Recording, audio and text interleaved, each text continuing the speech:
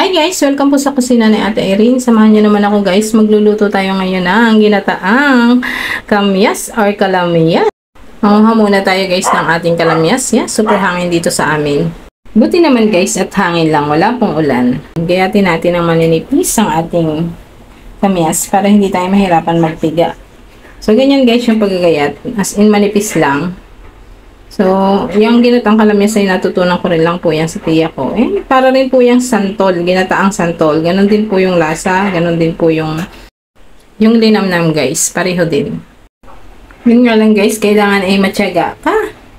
Parehong mabusising gawin. Yan, kailangan lamasin sa asin, pigain, katasin, palabasin yung kanyang katas. Ayan, pagka napiga na at nalamas na, kuha po tayo ng malinis na damit. Doon po natin yan pipigain. And syempre naman po kailangan malinis po yung ating mga kamay. Yan, kuha tayo ng malinis na damit. Then, dyan natin siya pipigain. As in, pigang-piga guys ha. Kailangan gigil na gigil kayo. Sipin nyo na lang guys yung mga halas niya sa buhay. Para mapigas niya siya ng todo. So, yan. Kasi kailangan talaga mapiga siya. Para walang matirang asim.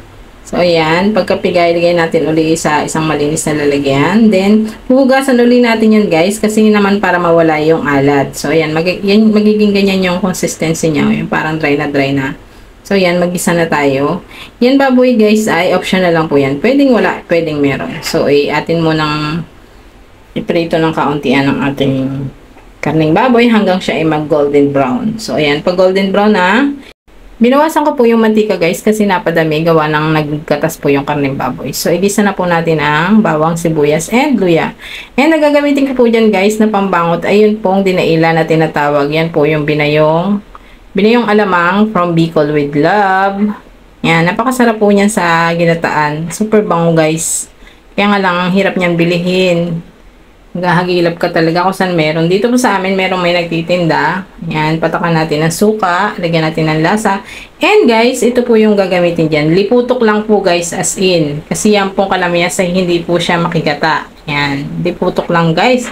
Yan naman po ang maganda dyan. Yan po ang pagkakaiba nila sa santol. Ang santol, makigatang maigi. Yan naman pong kalamyas, iliputok lang. Luto na po siya.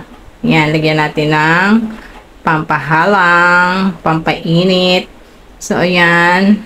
Medyo pakatihin lang natin hanggang sa mag-transparent na yung gata niya. Hina lang yung apoy para hindi dumikit. So, ayan guys. So, bilis lang. Luto na siya. Napaka-yummy guys. Sobra. As in. So, ayan guys. Luto na po.